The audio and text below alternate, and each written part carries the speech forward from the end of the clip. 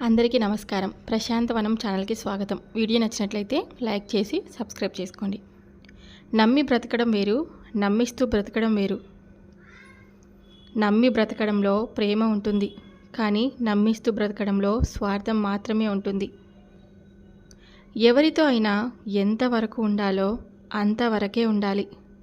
అందరూ మన వాళ్ళే అని వాళ్ళ మంచి కోరి ఏదైనా చెప్తే మనం చెడ్డవాళ్ళం అయిపోతాం. జాగ్రత్తగా ఉండాలి. జీవితంలో ఎప్పుడు చెప్పుడు మాటలు విని నోరు జారకూడదు. మీరు విన్నది అన్నది నిజం కాకపోతే ఇప్పటి వరకు మీపై ఉన్న మంచితనం, గౌరవం మంచు ముక్కలా కరిగిపోతాయి. ఆ తర్వాత ఎంత బాధపడినా సరే ప్రయోజనం అనేది ఉండదు. రోజు రోజుకి నువ్వు ఒంటరితనాన్ని ఇష్టపడుతున్నావంటే నువ్వు మనుషుల మనస్తత్వాన్ని చదవడం మొదలు పెట్టావని అర్థం. ఈ రోజుల్లో నిజం నిదానంగా నడిచి వచ్చేలోపు అబద్ధం అందంగా తయారై అందరినీ తన వైపు ఆకర్షించేస్తుంది.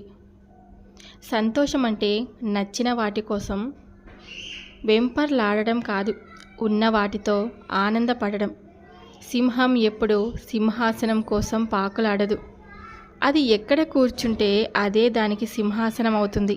అలాగే నీతిమంతులకు గుంపులతో పని ఉండదు. వారు ఎక్కడ ఉన్నా వన్నె తగ్గదు. బంధాలు బలంగా ఉండాలి, అంతేకాని బలవంతంగా కాదు. ఎదుటివారు నీకు ఇచ్చే విలువను బట్టి అది నీకు అర్థమవుతుంది. 10 ఆకుల్లో ఉన్న పదార్థాలను చూసేవాడు తన ఆకులో ఉన్న పదార్థాన్ని ప్రశాంతంగా తినలేడు. 10 ఇళ్లలో జరిగే గొడవలు వినాలనుకునేవాడు తన ఇంట్లో మనశ్శాంతిగా నిద్రపోలేడు. జీవితం ప్రశాంతంగా ఉండాలంటే 2 దారులు. మన సమస్యలను ఇతరులకు చెప్పకూడదు, ఇతరుల సమస్యల్లో మనం తలదూర్చకూడదు.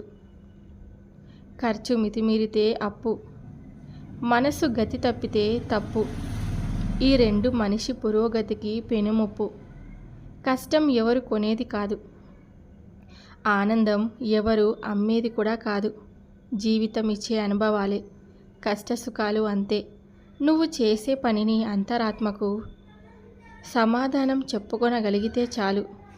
అందరికీ నచ్చేట్టు చేయాలంటే దానికి నీ జీవితం సరిపోదు. జీవితంలో ఎవరిని చులకనగా చూడకూడదు. ఎవరికి తెలుసు, ఈరోజు నువ్వు తొక్కిన రాయి కూడా రేపు శిలగా మారి గుడిలో దైవంగా మారవచ్చు. మనిషి జీవితం కూడా అంతే. మౌనం ఎప్పుడు అర్థం లేనిది కాదు, చేత కానిది అంతకన్నా కాదు. కొన్ని వేల ప్రశ్నలకు సమాధానం, కొన్ని వందల సమస్యలకు పరిష్కార మార్గం మౌనంలోనే దాగి ఉంటుంది. శత్రువునైనా క్షమించే మంచితనం నీలో ఉండటం మంచిదే. కానీ క్షమించాం కదా మారిపోయి ఉంటారని మళ్ళీ చేరదీసి మోసపోకూడదు. ఎదుటి వ్యక్తి నిన్ను గౌరవించలేదని నువ్వు బాధపడొద్దు. నీకు మర్యాద ఇవ్వలేదని ఆవేశపడకు. నిన్ను గౌరవించే అర్హత వారికి లేదని తెలుసుకో. నీకు మర్యాద ఇచ్చే అంత సంస్కారం వారికి లేదని అర్థం చేసుకో. కోపాన్ని ఎప్పుడూ ఉప్పులా వాడాలి. తక్కువైతే మర్యాద ఉండదు, ఎక్కువైతే విలువ ఉండదు. ఎవరికంటేనో నువ్వు గొప్పగా ఉండాలనుకోకు. నీ గతంలో కంటే ఇప్పుడు బాగుంటే చాలని అనుకో. ఎందుకంటే ఆశ పుట్టినంత త్వరగా అవకాశం పుట్టదు.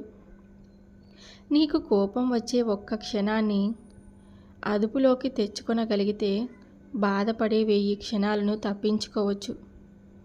కోపమే మనిషి పతనానికి కారణమవుతుంది. మనల్ని మెచ్చుకునే వారందరూ మనవారు, మనల్ని తిట్టే వారందరూ పరాయివారు అని అనుకోకూడదు. ఏ మెప్పు వెనుక ఏ మోసం ఉందో, ఏ తిట్ల వెనుక ఎంత ప్రేమ ఉందో గ్రహించాలి. జీవితంలో వచ్చే అన్ని భయాలు పిరికితనం కాదు. కొన్ని భయాల వెనుక బాధ్యతలు ముడిపడి ఉంటాయి. మిమ్మల్ని చులకనగా చూసేవారి నుండి, పరిష్కారం లేని గొడవల నుండి, మీ విలువ తెలియని వారి నుండి, మీ మనసును కష్టపెట్టే విషయాలకి ఎంత దూరంగా ఉండగలిగితే అంత ఆరోగ్యంగా ఉండగలరు. Thank you for watching. Video నచ్చినట్లయితే తప్పకుండా లైక్ చేసి మరికొంతమందికి షేర్ చేయడానికి మీరు ఒక చిన్న ప్రయత్నం అయితే చేయండి.